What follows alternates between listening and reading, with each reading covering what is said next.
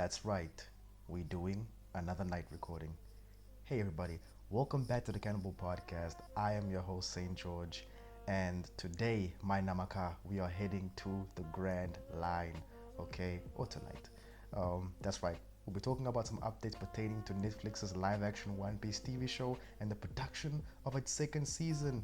Okay, you guys remember I talked about the Netflix One Piece, the live action, the first season. I talked about it on the channel. I will probably put a link, pin, comment thing, the pop up, so you guys can like check it out, and see my thoughts on that. If you haven't watched it, you can decide with that maybe if it's worth watching or not. But yeah, we'll talk about the production updates to that, the new casts that the new cast members that have joined, new castings, news on that, some theories, what type of equipment they're using, what scenes they have been shooting so far, that and so much more, guys. So I'm going to need you to hit that like button, okay? And if you find yourself enjoying this video, consider subscribing. The main cast of One Piece has arrived in Cape Town, South Africa. Shout out, they're filming at home. You know, they arrived in Cape Town, South Africa, some days ago, could be a week ago.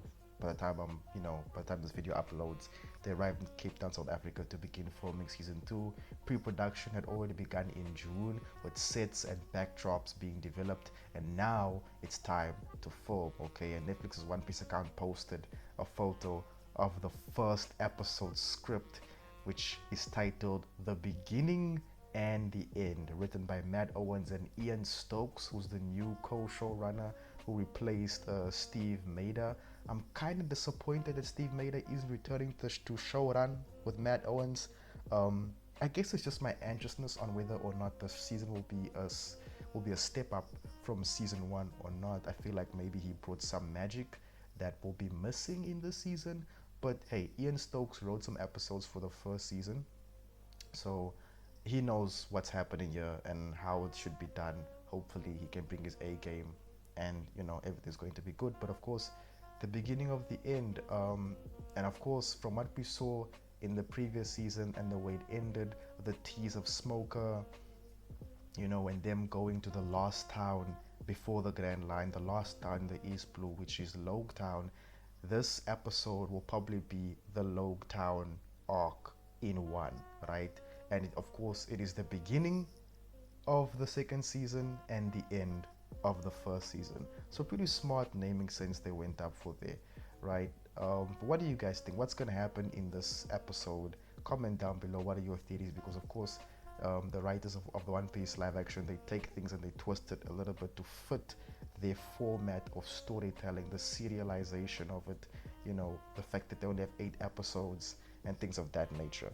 But yeah, let me know what y'all think. So getting into the casting news that was dropped here, the moment we've all been waiting for, right? As you guys know, season 2 will be covering the Arabasta saga, okay? And yeah, a small part of the last piece of the East Blue saga, which is the Logue Town arc, but mostly the main event is the Arabasta saga, okay? So in the manga, it entails Luffy. Okay, for those who don't know, Luffy and the rest of the Destroyer Pirates, they come face to face with Baroque Works, right? The crime syndicate led by the formidable Desert King Crocodile, alright? The cigar smoking sand fruit user, yeah, with the scar. I think it's over his forehead or like across like his nose. I can't remember. But we got our first taste of Baroque Works in season 1. When Mr. Seven tried to recruit Zoro. Remember in the first episode when Zoro fought that guy with the funny hair, when he was paying tribute to his friend, his deceased friend, a childhood friend. Well, yeah, that was Mr. Seven, and he's a member of Baroque Works. Again, we also have another tease of them when it's an exchange between Monkey D. Garp and his partner Bogard, where you see the card with the symbol for Baroque Works. And honestly, I like that they set up Baroque Works as an in-universe force in this world from the get-go, so it doesn't kind of come out of nowhere later on. I think that's pretty cool. So yeah, it'll be interesting to now see them have a more prominent role in the second season. So I'm waiting for a line where Makenyu Zoro is like, hey, I know those guys, they try to recruit me back before I met you guys, I fought one of their guys, not very strong, and then that would make them underestimate Baroque works when in reality they start getting their asses handed to them. We got some new confirmed castings for members of Crocodile's Baroque works, a few of them, right? So here it is, guys. We got David Dasmalchian. Or is it Dasmalkian? Let me know if I'm pronouncing his surname right or wrong. But David Dasmalkian, he's playing Mr. 3. I think this casting is a W. David being in this, I like David Dasmalkian. I loved him as Polka Dot Man, the Suicide Squad. I loved him as what's this character's name in Ant-Man. I loved him in Ant-Man. I just think he's a cool actor, and I would love to see what he brings to Netflix's One Piece. He's one of those nice little stars that they're able to nab to bring into the show, so that's pretty cool. We got Jazara Jaslin as Miss Valentine. We have Cameron Johnson as Mr. 5, and we have Daniel Lasger as Mr. 9. Okay, so I mean, yeah, members of Baroque works, they're probably gonna pop up and be sprinkled in throughout the episodes. There's like so many arcs in the Arabasta saga to explore. So I think there's like 5 arcs, right? So these members of Baroque works are probably going to be sprinkled, around the season and jumping here and there. I'm really excited for this, man. Like I said in the video that where I reviewed the first season of One Piece, I'm a big One Piece fan, and on the channel all of us are big One Piece fans. So and I liked the live action, so I would like to see how they're gonna go about this. Yeah, so yeah, there are 4 arcs, 5: Reverse Mountain, Whiskey Peak, Little Garden, Drum Island, and the final one, which is the Arabasta, is where of course the main event takes place and Luffy has to battle Crocodile.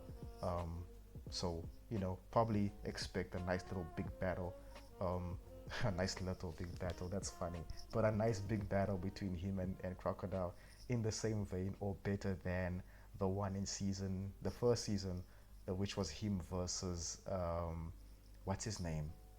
Why am I forgetting his name? Man, is he that forgettable? Of course!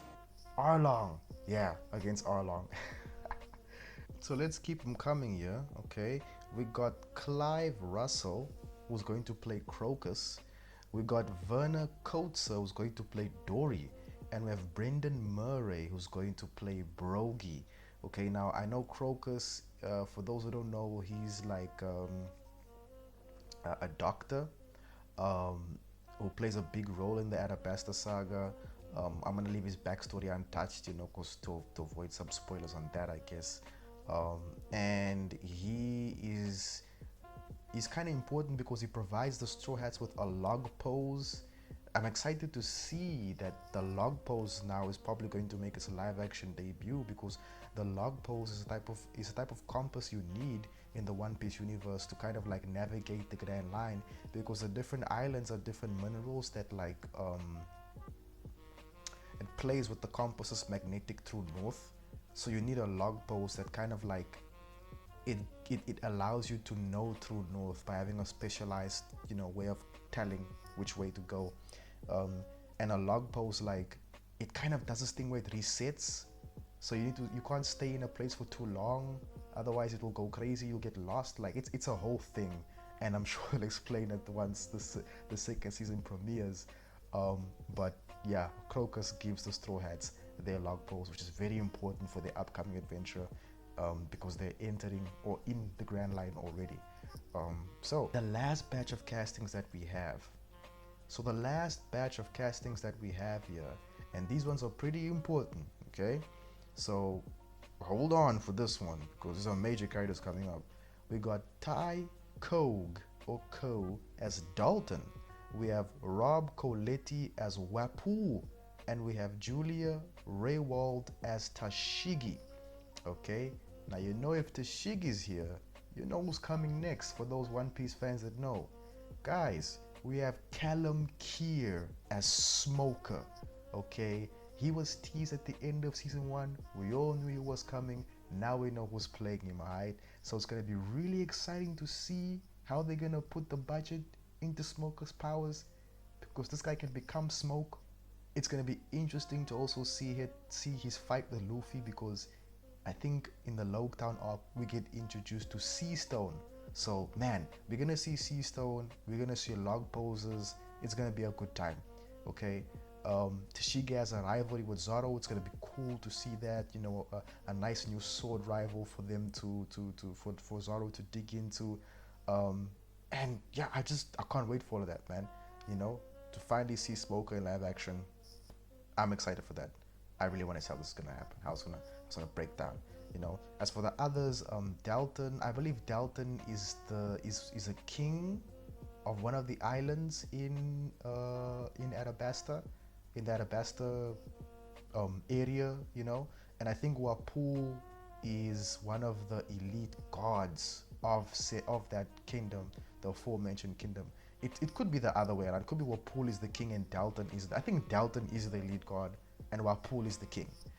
But they probably also gonna be big parts. Probably also gonna be big parts of that Arabasta saga. Right now, the Arabasta saga, guys, is not just about Luffy and the Straw Hats coming into blows with the Baroque works, right? And of course, spoiler alert, if you don't want to know, but I'm sure if most people that are watching this are manga readers. Baroque works is trying to do something, right? And it involves a kingdom in the Arabasta saga, which I think is the Arabasta kingdom, which is ruled by, what's her name, Princess Nefertari Vivi. Okay, there was like some sort of a coup that took place. She's on the run.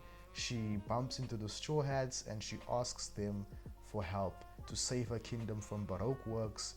The gigantic crime syndicate has taken over her kingdom and they want to use I think they're looking for a weapon that's in her kingdom that could destroy the world. So it's a race against time to save a kingdom, but not just the kingdom, the whole world. That, of course, then segues into, I guess, the castings that we're actually waiting for. Tell me, guys, what you guys think of the castings that was just mentioned, because there are obviously castings that are going to be bigger than those that I just mentioned they're waiting for.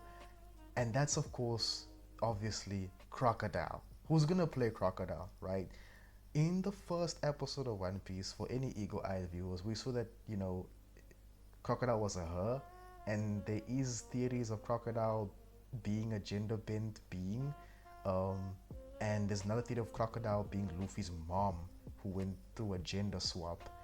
So I don't know if they're going to cast Crocodile as female for the live action, or if they're going to cast it as a guy, and then to give you that thing of like, hey, I saw this guy as a female, now he's a guy, and maybe someone mentions it but they try to cut him off, so it's like a mystery that continues into the live action. I think that'll be interesting. And of course, besides him, who's playing Princess Vivi? Who's playing Tony Chopper? Because it was confirmed by Oda himself he's going to show up, and Chopper does make his appearance in the Arabasta saga. So it's like, who's gonna play Chopper? Who's gonna voice him, right? And how are they gonna make him look? CGI, motion capture, prosthetics? Are they gonna get a child to play him? How is this gonna work? And last but not least, you know why we are Netflix. You know why we are. Who's going to play Nico Robin? Who's playing Nico Robin? Okay, we need to know. I need that. We need that. However, out of all of these castings that we are waiting for, there's one that has a speculated casting, rumored that they might be looking at her to play this character. So this is Charithra Chandran. I hope I said her name properly. There's speculation that she is going to play Princess Nefertari Vivi in the second season. Now, she looks the part. I think she'll be great. And I think she fits the type of aesthetic of like where the location of Arabasta is. And it would be interesting to see, because I know Sanji has like a wholesome saga with her. Even in the after the Wano incident, the Wano arc, she's in the newspaper for something, and like he just goes crazy over seeing her again in the newspaper. He's in the hot eyes and everything. But this Sanji in the live action is different. He's more of a ladies' man. He's more of a flirt. He's not like the simp maniac he is for comedic relief, in the manga. So it would be nice to see them take this thing, his admiration for her, and make an actual romance where it's like Vivi and Sanji kind of are having this thing going on. But he still keeps trying to also get at Nami, so Vivi doesn't really take him serious. And in the end, it's like, you know what, Sanji, you're a cool guy, but you still gotta like find yourself, blah blah blah. And then they don't really stay together. But it would nice to see them have like a thing throughout the season. I'm a sucker for romance, so just do this for me, Netflix, please. And one more thing for those wondering, don't worry, okay, we have Ilya Paulino returning as Alvida, we have Jeff Ward returning as Buggy, and Michael Dorman returning as Gold Roger, right? And you know, he has to return because, I mean, probably not just for like maybe some flashbacks or stuff they want to add in there to make the live action unique, but there is a certain character who is very much connected to Roger's past, and I've mentioned him in the casting, and those who know who he is. But it's gonna be good to see Buggy come back and Alvida. I don't know if they're maybe gonna try to push the Buggy and Alvida revenge thing into the season. I think that's supposed to happen later after Arabasta. I'm not too sure, but if it does happen in Arabasta, I stand corrected. They meant to be in here, but they might wanna. I think they might be pushing the timetable on when Buggy and Alvida team up to get their revenge on the Straw Hat Pirates and on Luffy specifically, because that's the person they have beef with, not really everybody else. But they beefed with by association. So yeah, although talking about the other castings we're waiting for, again, Crocodile, Vivi, Tony Chopper, and Nico Robin. I think Netflix is purposely leaving those guys like blank, either for the trailer or maybe for a Geeked Week reveal. I don't know when Geeked Week is this year. I'm not really sure. It's always towards the end of the year, or maybe they'll reveal it closer to the end of filming. Because maybe they still casting and taking auditions for these roles. Who knows? So we're gonna have to wait and see. But it's exciting. It's exciting. They're already filming. Who knows? God knows how many scenes and episodes they filmed. To be a fly on the wall to see what they're doing. But yeah. So season 2 of One Piece will be filming at Cape Town Studios and New Vision Film Studios in South Africa. Okay, and we have an article here that talks about this New Vision Film Studios that they've now added to one of their production locations. And so it says, and I quote, "Leading the charge is Netflix, filming the second season of a live-action international hit series. Unfortunately, due to the NDAs, the title is under wraps." But of course, we know what the title is. But New Vision Film Studios is providing the perfect backdrop for this epic adventure, with its world-class facilities and experienced crews ready to bring the fantastic world to life. So here we have some details about the New Vision Film Studio in South Africa. It says the vast, private 4,000 hectare estate includes manicured agricultural and natural landscapes, historical architecture, and sweeping nature wilderness areas comprising towering mountains, forests, plains, valleys, lakes, and rivers. The studio complex comprises 5 sound stages, construction workshops, storage facilities, and production offices. The infrastructure, equipped with world-class soundproofing and rigging, ensures an optimal environment for film production. Ooh, goosebumps. I kind of like filming equipment and just filmography in general, so like hearing stuff like this is really kind of cool. It kind of puts me at ease that they're going to be using the most quality and advanced of technologies available to make One Piece season 2 look like magic, okay, and just set the bar even higher. So this is exciting and good, because with this upcoming season, they're gonna be new islands. They're gonna have to have a new desert type of look. The animals they're gonna encounter, the reverse mountain waterfall thing they're gonna have to encounter. And speaking of which, the Going Merry was spotted at a 45-degree angle. And could it be that they're filming the stunt involving the reverse mountain? So stuff like that. So they gotta be prepared for it. And I'm glad they're using this New Vision Film Studios to go for it. And I hope honestly that there are more productions that that use this new Vision Film Studios that are South African, um, I guess South African IP. I would really like to see someone in South Africa come up with something kind of fantastical and then have it filmed there. Um, some superhero content that's based in SA, and then if they film it there, very nice. Um, but yeah, what do you guys think about Netflix using this new Vision Film Studios and the possibilities of what they can come up with? And speaking of filming, the Rumbar Pirates cruise ship, I think it's the Rumbar Pirates, their cruise ship had been spotted as well, and they Brooks crew. So could this mean we're having Brook early on in the season? That's weird. I don't know how that works. Did Brooks crew appear in that Abyss saga? Those who read more, please let me know down below, because I'm not sure about that. But guys, that's all. The updates we have for the One Piece live action, the second season, and how the production has been going. Once again, the crew is all in Cape Town. Filming has started. We have the people. Most of the people have been cast. Not all of them. There's probably much more. We've seen from the first season, the cast is usually massive because they're always meeting new people and there's so many characters in the One Piece world. But let me know what you guys think of the news in the comment section down below. Remember, it's our podcast and it's your podcast. How do you think the Arabasta saga is going to be adapted? Because there's definitely going to be some differences from the manga, the same way the first season had from the East Pro saga. So what do you guys think is going to happen? Who do you think should play Crocodile? Vivi, Chopper, and Robin. Give me your fan cast in the comment section down below. Alright guys, so yeah, I have been your host, SaintJorge. Thank you for having me. Thank you for being here. Always do you, and always look good doing it. Stay safe, love one another, and I will see you in the next video. Ciao.